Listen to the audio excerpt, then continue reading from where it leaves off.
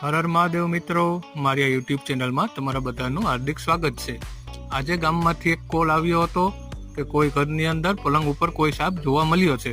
તો હું ત્યાં ગયો અને જોયું તો ત્યાં ઇન્ડિયન સ્પેક્ટિકલ કોબરા, જેને આપણે લોકો અહીંયા કોબરા અથવા તો નાગના નામથી ઓળખીએ છીએ. મિત્રો, તે સાપ છે જે આપણે અહીંયા જોવા મળતા 4 ઝેરી સાપ છે, તેમાંનો એક ઝેરી સાપ છે, જેની અંદર ન્યુરોટોક્સિન નામનું ઝેર હોય છે.